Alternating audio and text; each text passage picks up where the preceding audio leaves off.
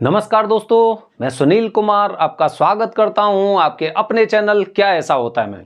दोस्तों, जब भी हम कालसर्प दोष की पूजा करने जाते हैं या फिर हमारी कुंडली में कालसर्प दोष होता है या पितृ दोष की पूजा हमें करनी है, तो उससे पहले हमें सबसे पहले हमेशा ध्यान रखना, हमें सबसे पहले उससे संबंधित एक एक जानकारी हमारे पास होनी चाहिए। किस तरह पूजा होती है, कहां पर पूजा करने का सर्वोत्तम फल मिलता है, पूजा किनके द्वारा होनी चाहिए और पूजा से पहले की और बाद की कौन कौन सी चीजें होती हैं।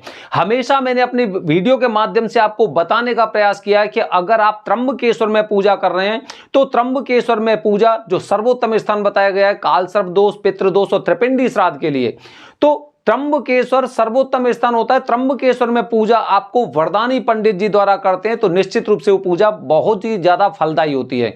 अपनी आने वाली वीडियो में आपको प्रॉपर तरीके से जानकारी दूंगा कि वरदानी पंडित जी कौन होते हैं, क्या उनको वरदान प्राप्त है या मतलब किस तरह से वरदानी बताए गए हैं, या फिर वो त्र्यंबकेश्वर में जो वहां के जो एकदम पुराने पंडित जी हैं या वहां के रहने वाले हैं, क्या वो सारे के सारे वरदानी पंडित जी हैं।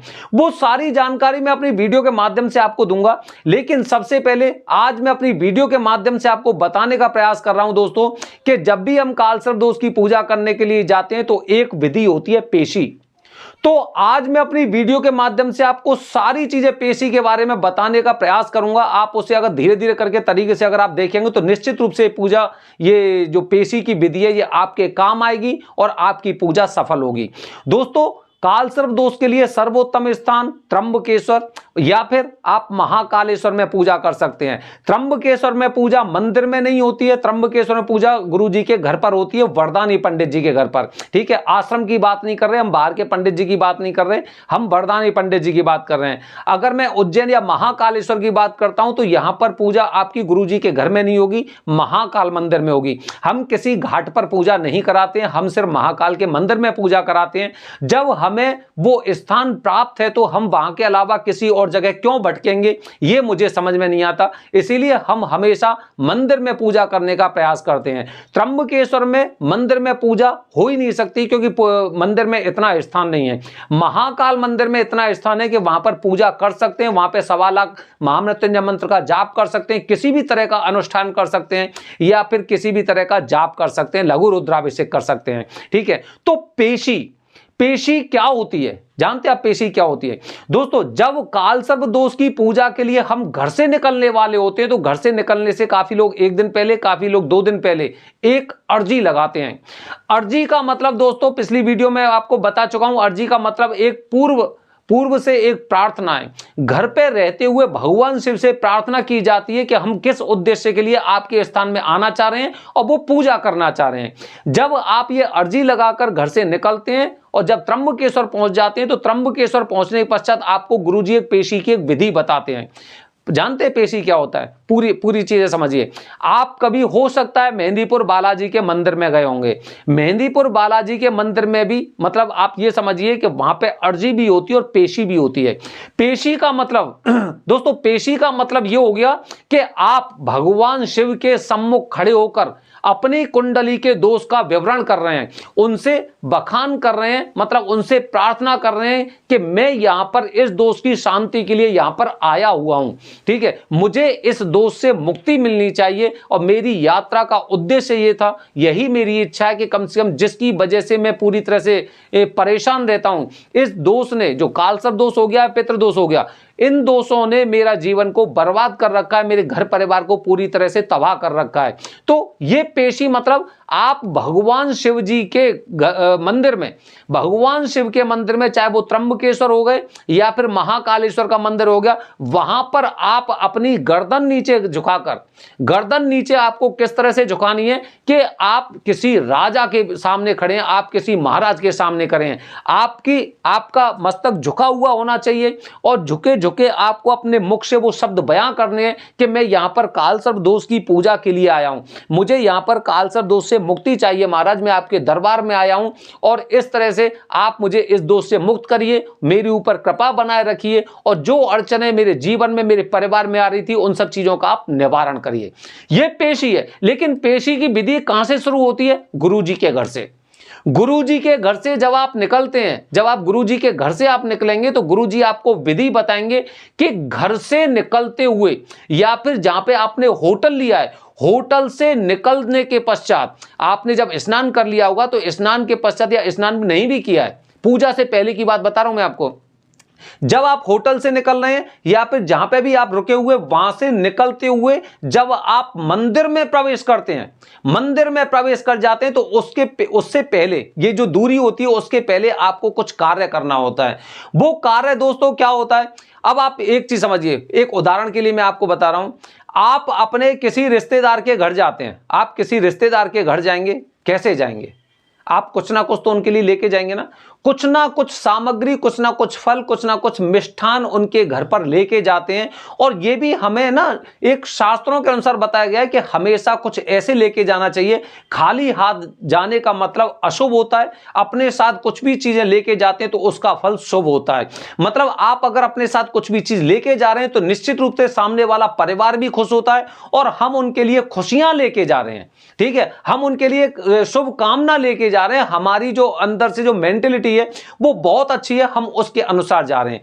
इसी तरह से दोस्तों जब आप अपने निवास स्थान से जहां पे आप रुके हुए हैं, त्र्यंबकेश्वर में या महाकालेश्वर में, तो आप अब किसके लिए खुशियां लेके जाएंगे? आप क्या मीठा लेके जाएंगे, क्या फल लेके जाएंगे? भगवान पे चढ़ाने के लिए नहीं।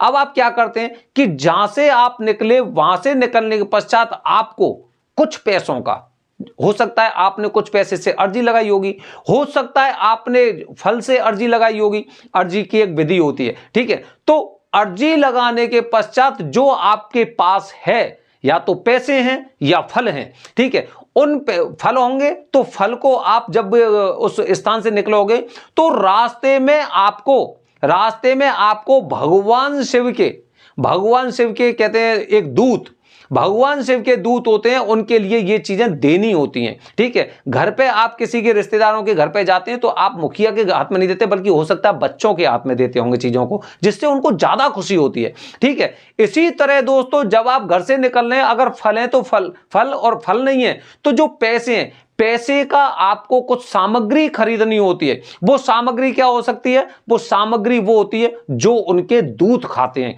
जो उनके सेवक ग्रहण करते हैं, जिन्हें लेकर उनके सेवक प्रसन्न होते हैं, क्योंकि अगर वो प्रसन्न हुए तो भगवान शिव प्रसन्न हुए। अब वो दूत कौन से होते हैं आप जानते हैं? दूत कौन से होते हैं? वो रास्ते में आपके जहां पे आप रुके थे वहां से और मंदिर की दूरी पर जितने भी लोग, जितने पक्षी, जितने जानवर आपको दिखाई दे दें जो भगवान शिव पर पूरी तरह से निर्भर हैं, हो सकता है वहां पे जानवर होंगे, गाय होंगी, बैल होंगे, हाथी होंगे, घोड़े होंगे, पक्षियां होंगे, और हो सकता है कुछ ऐसे लोग होंगे, अपाहिज लोग होंगे, ये दूत हैं उनके भरोसे बैठे हुए वहां पे वो, क्योंकि यहां पर लोग आएंगे और हमारे लिए कुछ ना कुछ इंतजाम करेंगे, हमारे लिए कुछ ना कुछ खाने को देंगे। अगर आप एक जानवर को अगर 2 केले भी खिलाते हैं, आप उन्हें 2 सेब भी खिलाते हैं, तो आप ये मानिए कि जितने लोग आ रहे हैं उनका पेट भरेगा ना, उनका पेट भरेगा। यही पेशी होती है कि आप भगवान शिव के दरबार में जाने से पहले उनको खुश करते हुए जा रहे हैं, जिससे कि वो वहां तक एक मैसेज भेजा भगवान शिव तक कि इसने अपनी विधि पूरी की है, इसने हमें प्रसन्न किया है और इसकी इच्छा पूरी होनी चाहिए। तो जिस तरह से हम वहां से लेके और मंदिर में प्रवेश करते हैं, वो सारी चीजें हमें वहीं पे खत्म कर देनी होती है। पक्षियों के लिए, जानवरों के लिए, जो भी दिखाई दे रहा है उसे हमें वो चीज देनी होती है। उसके पश्चात मंदिर में प्रवेश करते हो। मंदिर में प्रवेश करने के पश्चात महाराज के सामने, हमेशा ध्यान रखना, महाराज के सामने गर्दन झुकी हुई, आपके होठ चल रहे होंगे, मुख से आपके से बहुत धीमी धीमी आवाज निकल रही होगी। उस हवा जो आवाज होती है वो भगवान शिव तक, क्योंकि वो तो अंतर्यामी है। अगर आप मन ही मन में उनसे इस तरह की प्रार्थना करते हैं तो आपकी ये पेशी की विधि पूर्ण होती है। आपने अर्जी ठीक लगाई, आपने पेशी कर ली, और पेशी के पश्चात अब आपकी पूजा होने वाली है। इसीलिए ध्यान रखना दोस्तों, काफी जगह पेशी बाद में होती है, काफी जगह पूजा से पहले होती है। तो आपको उन शब्दों को याद करना है कि मैं यहां पर कालसर्प दोष की पूजा के लिए आया हूं, मुझे यहां पर कालसर्प दोष से मुक्ति चाहिए महाराज। या फिर अगर आप पूजा कर चुके हैं तो हे महाराज, शास्त्रों के मुताबिक मैंने यहां पर पूजा कर ली है, मैं यहां पर मुक्ति चाहता हूं इन काल सर्प दोष से या पितृ दोष से, और मेरी पूजा का फल मुझे मिला है।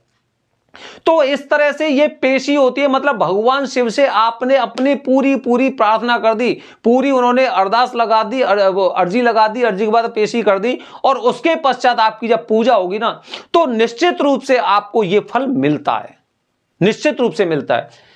जितने भी लोग काल सर्प दोष की, पितृ दोष की पूजा करने जाते हैं, कुंडली दोष से संबंधित पूजा करने जाते हैं दोस्तों, पेशी की विधि किसी को नहीं पता है आप में से। यहां तक कि आपको तो मुहूर्त भी नहीं पते थे, आप तो मुहूर्त के बारे में लोगों से बिना मुहूर्त के ही पहुंच जाते थे, तो पेशी कैसे पता होगी? और इसीलिए आप दोष लगाते हैं कि हमारी पूजा सफल नहीं हुई। दोस्तों, जब भी हम कोई कार्य करते हैं तो वो कार्य पूरा होता है तभी उसका फल मिलता है। अगर कोई एक ट्रीटमेंट की बात करूं तो ट्रीटमेंट भी जब तक आप कंप्लीट नहीं करेंगे आपकी बीमारी खत्म नहीं होगी। अगर हम घर बनवाएंगे तो जब तक नींव पूरी तरह से मजबूत नहीं होगी तब तक वो घर बहुत अच्छी तरह से नहीं बनेगा। तो दोस्तों, हमेशा ध्यान रखिए, जो मैंने ये चीजें बताई ना, ये थोड़ी सी काल्पनिक हो सकती हैं, क्योंकि इसकी पूरी विधिवत तरीके से विधि गुरुजी बताते हैं, जो वरदानी पंडित जी होते हैं। आने वाले वीडियो में दोस्तों मैं आपको बताने जा रहा हूं वरदानी पंडित जी कौन से हैं, आखिरकार कौन सा ऐसा उनको वरदान प्राप्त है। बने रहिए हमारे चैनल के साथ दोस्तों। हर हर महादेव।